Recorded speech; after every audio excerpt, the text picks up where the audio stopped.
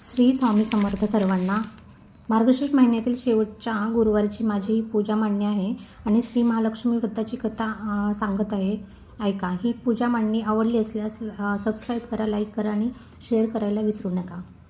श्री महालक्ष्मी व्रताची कथा. गुरुवारची कहाणी. श्री लक्ष्मीची कृपा आपल्यावर व्हावी, तिने आपल्या घरात वास करावा, पैसा, शांती, समाधान घरात नांदावे म्हणून श्री महालक्ष्मीचे व्रत करतात. हे व्रत केल्याने आपल्या मनातील सर्व इच्छा पूर्ण होतात. श्री महालक्ष्मीचे अनेक नावे आहेत, अनेक रूपे आहेत. पार्वती, सिंधुकन्या, महालक्ष्मी, लक्ष्मी, राजलक्ष्मी, गृहलक्ष्मी, सावित्री, राधिका, राजेश्वरी, चंद्रा, गिरिजा, पद्मा, मालती, सुशीला अशा विविध नावांनी श्री महालक्ष्मी ओळखली जाते. अशा या सर्वानुभूती असलेल्या श्री महालक्ष्मीची ध्यानी घ्यावी अशी कहाणी आहे. द्वापार युगातली, आपल्या भारतातील सौराष्ट्र देशात घडलेली. तिथे एक राजा राज्य करीत होता. त्याचे नाव भद्रश्रावा. तो शूर होता, दयाळू होता आणि प्रजादक्ष होता. 4 वेद, 6 शास्त्रे, 18 पुराणे यांचे ज्ञान त्याला होते. अशा या राजाच्या राणीचे नाव होते सूरजचंद्रिका. राणी रूपाने सुंदर होती, सुलक्षणी होती आणि पतिनिष्ठ होती. त्यांना एकूण 8 अपत्य होते, 7 पुत्र आणि त्यांच्यानंतर झालेली एक कन्या. राजा राणीने कन्येचे नाव शांबाला ठेवले होते. एकदा देवीच्या मनात आले, आपण राजाच्या राजप्रसादी राहावे. त्याने राजा आणखी सुखी होईल, प्रजेलाही तो आणखी सुख देईल. गरिबाकडे राहिले तर सगळ्या संपत्तीचा तो एकटाच उपभोग घेईल. म्हणून देवीने एका म्हातारीचे रूप घेतले, फाटकी वस्त्रे लावली, आदरासाठी हातात काठी घेतली आणि काठी टेकत टेकत ती राणीच्या महालाच्या दाराशी आली. तिला पाहताच एक दासी पुढे आली. तिने म्हातारीला विचारले, कोण ग बाई तू? कुठून आलीस? काय काम काढलंस? नाव काय? गाव काय? काय हवं तुला? म्हातारीचे रूप घेतलेली श्री महालक्ष्मी म्हणाली, माझे नाव कमलाबाई, दोरखेला राहते मी. तुझ्या राणीला भेटायला आले. कुठे आहे ती? दासी म्हणाली, राणीसाहेब महालात आहेत. त्यांना सांगायला गेले तर त्या माझ्यावरच रागवतील. तुला त्या कशा भेटतील? तुझा अवतार पाहून तुला त्या हाकलूनच देतील. तू इथे थोडा वेळ अडोशाला थांब. म्हातारीला राग आला. ती संतापून म्हणाली, तुझी राणी गेल्या जन्मी एका वैश्याची पत्नी होती. तो वैश्य फार गरीब होता. त्यावरून त्या दोघांची नेहमी भांडणे होत. नवरा तिला मारहाण करीत. ह्या त्रासाला कंटाळून एक दिवस ती घर सोडून गेली आणि जंगलात उपाशी तापाशी भटकू लागली. तिची अवस्था पाहून मला तिची दया आली. मी तिला ऐश्वर्य, सुख आणि संपत्ती देणाऱ्या श्री महालक्ष्मी व्रताची माहिती सांगितली. त्याप्रमाणे तिने ती व्रत केले. तिच्या व्रताने महालक्ष्मी प्रसन्न झाली. तिचे दारिद्र्य संपले. तिचे घर संपत्ती समृद्धीने भरले. तिच्या जीवनात आनंद भरला. लक्ष्मी व्रत केल्यामुळे मृत्यूनंतर ती दोघे पती पत्नी लक्ष्मी लोकात वैभवत राहिली. या जन्मी त्यांचा जन्म राजकुळात झाला आहे. देवीच्या कृपेने ती आता राणीपदावर बसली आहे. पण लक्ष्मी व्रताचा तिला आता विसर पडला आहे. त्याचीच आठवण करून देण्यासाठी मी इथे आले आहे. म्हातारीचे बोलणे ऐकून दासीच्या मनात जिज्ञासा निर्माण झाली. म्हातारीला पाणी दिले, नमस्कार केला आणि म्हणाली, मला सांगाल ते व्रत मी करीन ते नेमाने. उतणार नाही, मातणार नाही, घेतला वसा टाकणार नाही. म्हातारीने दासीला लक्ष्मी व्रताची माहिती सांगितली. मग ती उठली व काठी टेकीत निघणार तेवढ्यात राणी तरातरा महालातून बाहेर आली. फाटक्या वस्त्रातील म्हातारीला पाहून ती संतापली आणि उर्मटपणे म्हणाली, कोण गो तू थेरडे? इथे कशाला आलीस? जा इथून पुढे.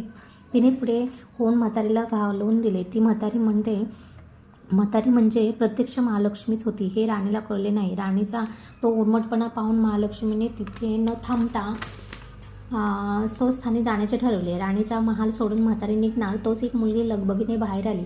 ती मुलगी होती राजकन्या शांबाला. तिने येऊन म्हातारीला नमस्कार केला आणि कळवळून म्हणाली, आजी रागवू नका, माझी आई चुकली, तिच्यासाठी मला क्षमा करा, मी तुमच्या पाया पडते. राजकन्येचे ते बोलणे ऐकून श्री महालक्ष्मीला तिची दया आली. तिने शांबाला लक्ष्मी व्रताची माहिती सांगितली. तो दिवस मार्गशीर्ष महिन्यातला पहिला गुरुवार होता.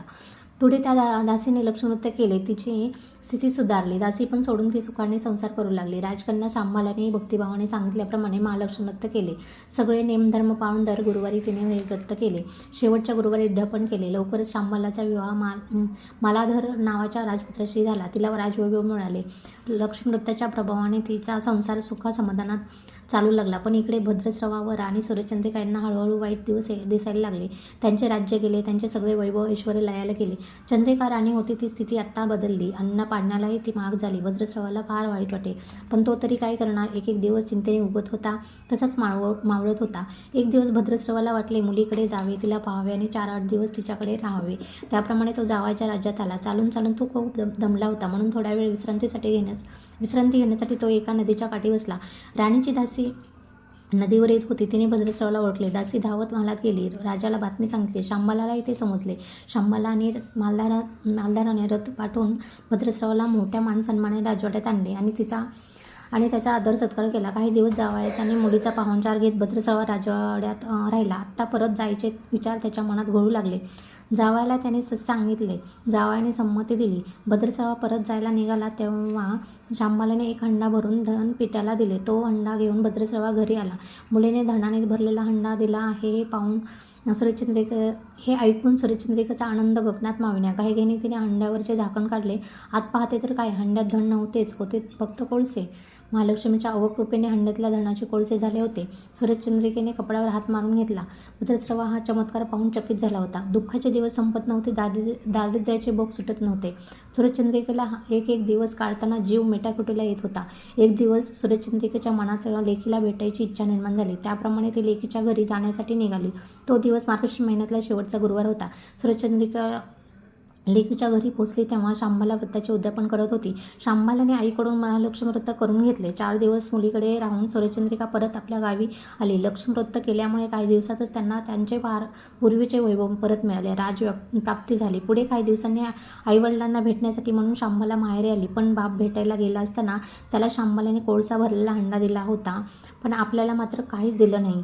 हा राग राणीच्या मनात होता. त्यामुळे शांबालाचे व्हावे तसे स्वागत कोणी केले नाही. राणीने एक प्रकारे तिचा अपमान केला होता. मग शांबालाने आईचा राग मना आला नाही. ती पुन्हा आपल्या घरी जाण्यासाठी निघाली. निघताना तिने पूर्वी बापाला दिलेला हंडा परत घेतला. त्यात मीठ भरले व तो हंडा घेऊन ती आपल्या सासरी आली.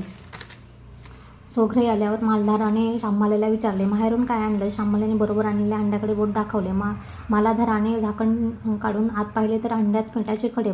मालाधाराने चकित होत पत्नीला विचारले, हे काय? या मिठाचा काय उपयोग? शांबाला म्हणली, थोडं थांबा म्हणजे कळेलच. त्या दिवशी शांबालाने कुठल्याही पदार्थात मीठ घातले नाही. सगळे पदार्थ अळणी. मालाधर जेवायला बसल्यावर तिने त्याला सगळे पदार्थ वाढले. सगळे जेवण त्याला अळणी लागले. मग शांबालाने पानात थोडे मीठ वाढले. अन्नपदार्थ त्या मिळताच बेचव अन्नाला चव आली. हा मिठाचा उपयोग. शांबाला पतीला म्हणाली. मालाधारही तिचे म्हणणे पटले. थोडक्यात जे कोणी महालक्ष्मी व्रत श्रद्धेने आणि मनोभावे करतील त्यांना श्री महालक्ष्मी प्रसन्न होऊन त्यांच्यावर तिची कृपा होईल. पण श्रीमंती आल्यावर सुद्धा माणसाने उतू नये, मातू नये. नित्यनेमाने श्री महालक्ष्मी व्रत करावे. देवीचे मनन चिंतन करावे, म्हणजे देवी सदैव तुमच्या पाठीशी उभे राहील. तुमची कामना पूर्ण होईल. महालक्ष्मीची ही कहाणी गुरुवारची सुफळ संपूर्ण. ओम महालक्ष्मी नमः. ओम शांती शांती शांती. ओम शांती शांती शांती. ओम महालक्ष्मी नमः. ओम महालक्ष्मी नमः. ओम महालक्ष्मी नमः.